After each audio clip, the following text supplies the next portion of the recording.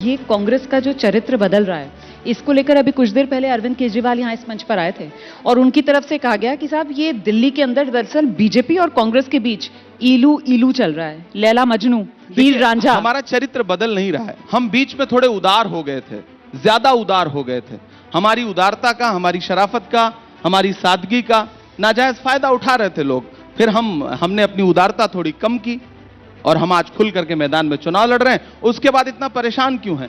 इलू इलू आप हमारे ऊपर इल्जाम लगा रहे हैं। आप बताइए, आप कौन सी नूरा कुश्ती? आप भारतीय जनता पार्टी को फायदा पहुंचाने के लिए हरियाणा जाते हैं, गोवा जाते हैं, कहां नहीं जाते हैं? और आज आप हमसे कह रहे हैं कि जो हम इलू इलू खेल रहे हैं। सच बात तो यह है कि कोई एक जुमला देता है, आप उस जुमले को आगे बढ़ाते हैं। सेंटर में मोदी और स्टेट में केजरीवाल, यह नारा किसका था? यह टैगलाइन किसकी थी? कांग्रेस की तो नहीं थी ना, थी तो अरविंद केजरीवाल जी की ही। तो फिर वो किस मुंह से ये बात कह रहे हैं? लेकिन इतने आक्रामक अभी नजर आ रहे हैं और 8 महीने पहले देखिए ना किस तरीके से हम साथ साथ हैं।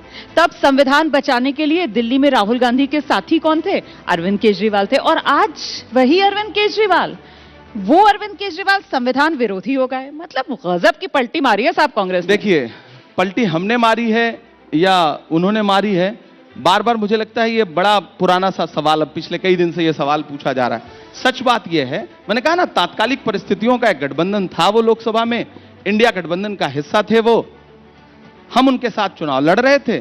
अब विधानसभा का चुनाव हमने अलग लड़ने का निर्णय किया और हम लड़ रहे हैं। तो मुझे लगता है कि ये हमारी पार्टी का बहुत शानदार फैसला है और पहले हो जाना चाहिए था। काश हमने अगर लोकसभा चुनाव भी अलग अलग लड़ा होता तो शायद आज हमारा कैडर और मजबूती के साथ यहां पर दिख रहा होता, ज्यादा व्यवस्थित तरीके से दिख रहा होता। वो कहीं ना कहीं, मतलब मुझे लगता है कि लोकसभा चुनाव भी हमें अलग लड़ना चाहिए था दिल्ली में। तो दिल्ली चुनाव के अंदर मतलब कांग्रेस पार्टी ने मान लिया है कि बड़ी चुनौती अरविंद केजरीवाल ही है, इसी वजह से सारे निशाने अरविंद केजरीवाल पर। क्योंकि इससे पहले देखिए ना, हमारे लिए दोनों मतलब दोनों बराबर हैं। हाँ। एक बड़ा वाला, एक छोटा वाला। हाँ। अभी तो आपने बदल दिया ना, बड़ा छोटा। पूरी पार्टी निकली तो आरएसएस की गोद से ही है ना। हाँ।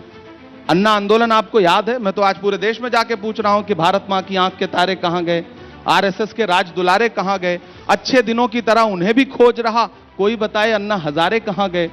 तो 2014 में दिल्ली नरेंद्र मोदी जी को सौंप करके और दिल्ली राज्य जो है वो अरविंद केजरीवाल जी को सौंप करके सारा आंदोलन ठप। लोकपाल का कोई नारा लगाता हुआ आपको दिखता है? जिस भ्रष्टाचार के खिलाफ बातें करके आम आदमी पार्टी का उदय हुआ, उच्चतम शिखर पर खड़े होकर के भ्रष्टाचार के खिलाफ बातें की, मुख्यमंत्री, उप मुख्यमंत्री, चुप मुख्यमंत्री, मंत्री सब भ्रष्टाचार के आरोप में जेल काट के आए। मुझे लगता है ऊपर वाला जब इंसाफ करता है ना तो उसकी लाठी में आवाज नहीं होती। भ्रष्टाचार के आरोपी लगे हैं, साबित अभी कुछ नहीं हुआ।